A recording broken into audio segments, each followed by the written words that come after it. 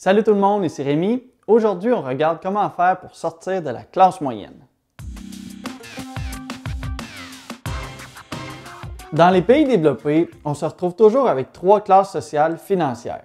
C'est important de dire que c'est une classe sociale financière et non sur l'intelligence ou sur les efforts de travail.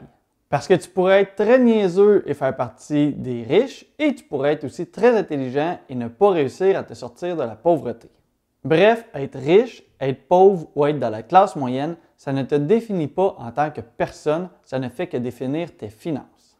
Je prends mon 10 secondes aujourd'hui pour féliciter Mathis. À 18 ans, il est très motivé et il a réussi à faire un tableau d'analyse très bien réussi pour une première fois.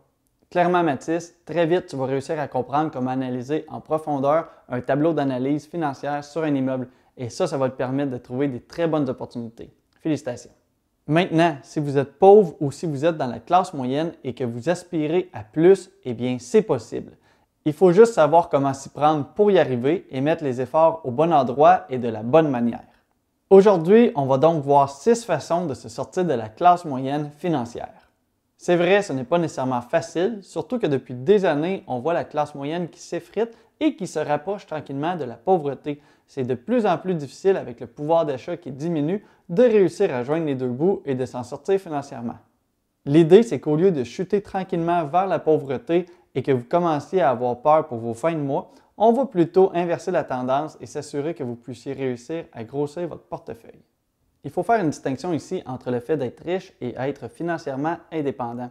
Être financièrement indépendant, ça veut dire qu'on a l'argent. Mais l'argent, c'est seulement une chose. On en gagne, on en dépense, on en perd, ça fait partie du jeu. Et si pour toi, le but, c'est de devenir financièrement indépendant, c'est une chose merveilleuse, c'est très très bien, mais ce n'est pas nécessairement assez pour te sortir de la classe moyenne. Parce qu'en fait, l'argent, ce n'est qu'une toute petite partie de la vraie richesse. La vraie richesse, c'est un tout. C'est de l'argent, oui, mais c'est aussi la famille, la santé, les amis, le temps, c'est le partage, c'est de donner. Et ça, des valeurs, ça ne se perd pas. Donc oui, il faut viser l'indépendance financière, mais il faut surtout viser la richesse, un état d'esprit riche. Et il faut garder en tête que la richesse, ça ne se gagne pas du jour au lendemain. Ne cherchez pas à faire un coup d'argent, ce n'est pas ça qui va vous sortir de la classe moyenne. D'ailleurs, quand on est entrepreneur, un but premier, ce n'est pas de faire de l'argent, c'est plutôt d'apporter de la valeur aux autres. Et si on apporte assez de valeur aux autres, eh bien l'argent va suivre naturellement par la suite. C'est comme ça que l'argent va vous rester, parce que si vous faites juste chercher des manières de faire un coup d'argent, eh bien tout au long de votre vie, vous allez devoir travailler et courir après l'argent. Donc le premier truc, c'est simple, il faut réussir à sortir de sa zone de confort.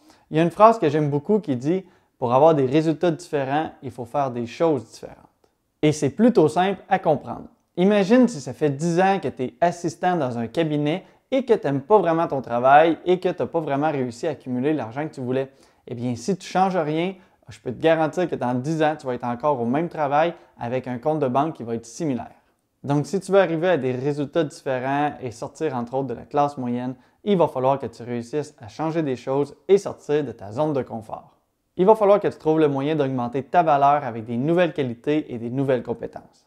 Le deuxième truc qu'il faut savoir, c'est de rêver. Oui, c'est cool de vivre le mouvement YOLO et de faire comme si demain n'existait pas. C'est vrai que tu peux avoir un accident cette nuit et ça serait plate en maudit si tu n'en as pas profité de ta vie avant, mais ça n'empêche pas de voir quand même un petit peu plus loin. L'idée, c'est qu'il va falloir trouver la balance entre profiter de la vie, mais aussi rêver et préparer son futur. Quand tu veux te faire construire une maison, avez-vous déjà pensé que la maison doit être terminée avant même qu'on commence la construction?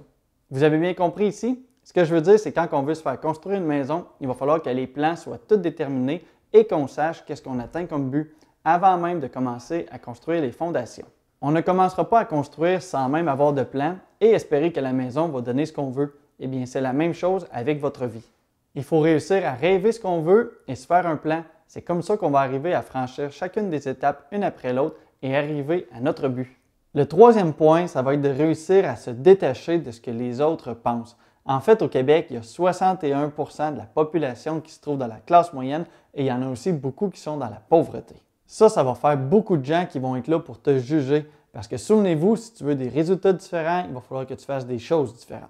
Donc, si tu ne veux pas faire partie de la classe moyenne, eh bien, tu dois faire des choses différentes de la classe moyenne et ça va apporter un jugement quand ton voisin va voir que toi, tu fais les choses différemment. Tu dois apprendre à passer par-dessus ce que les gens pensent de toi. En fait, tu dois apprendre à avancer et à avoir confiance en toi. Te faire confiance, c'est entre autres de réussir à avancer au travail d'un projet et de savoir que tu vas toujours trouver des solutions, même si ça n'avance pas exactement comme tu avais prévu. Tu sais que ce n'est pas à cause des circonstances autour de toi ou des épreuves qui arrivent qui vont définir le résultat, mais plutôt comment tu vas agir et réagir face à tout ça. Donc, tu dois te botter les fesses et assumer que tu n'es pas né pour un petit pain et arrêter de croire ton voisin qui te dit que l'argent, c'est pas important. C'est vrai qu'il n'y a pas que l'argent dans la vie, mais oui, l'argent, c'est important.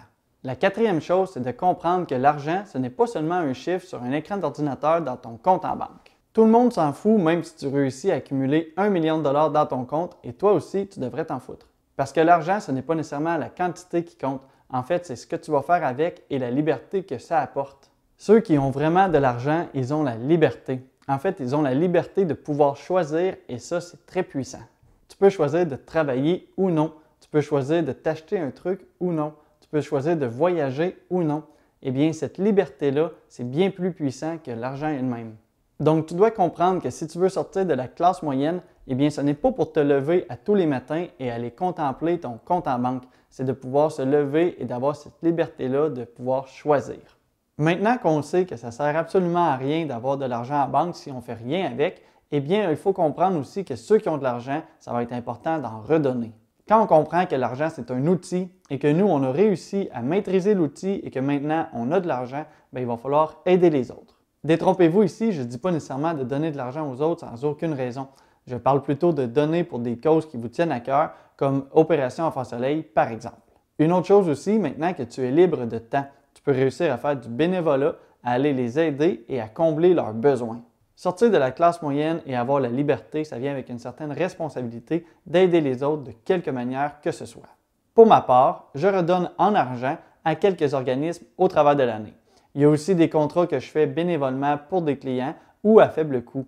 Et aussi, je partage mes connaissances gratuitement, comme ici avec la chaîne, dans le but d'aider les gens autour de moi. Comme ça aide les autres à grandir et à obtenir la vie qu'ils veulent. Parce que oui, c'est possible. C'est possible parce que les gens qui sont riches comprennent qu'ils peuvent avoir une influence sur leur environnement et sur les résultats. Et ça, c'est le 6e point. Ce n'est pas de la faute des autres s'ils ont réussi ou non. Ce n'est pas non plus de la chance. C'est grâce à eux et leurs efforts s'ils ont réussi à en arriver là. Et c'est aussi leur choix de s'être entouré de bonnes personnes autour d'eux. Il y a un adage qui dit que tu peux te retrouver à être la moyenne des 5 personnes autour de toi, autant sur le plan des valeurs que sur le plan de l'argent. Regarde autour de toi et si tes 5 meilleurs amis ils sont pauvres, eh bien, il y a de fortes chances que toi aussi tu sois pauvre. À l'inverse, si jamais tes 5 meilleurs amis font partie des 3% les plus riches de la population, eh bien, il y a de fortes chances que toi aussi tu y sois ou que tu sois au moins au-dessus de la classe moyenne. Donc maintenant, ça te donne une bonne idée avec qui tu dois partager ta vie si tu veux arriver à tes résultats. Si tu veux en apprendre plus sur la finance et l'immobilier, tu peux t'abonner à la chaîne pour voir les prochaines vidéos. Il y a aussi un lien de description qui pourrait t'intéresser si tu veux acheter ton premier immeuble. Comme toujours, si tu as apprécié le contenu, tu peux aussi aimer la vidéo pour m'aider avec l'algorithme de YouTube. Merci de ton écoute, bonne journée, à la prochaine.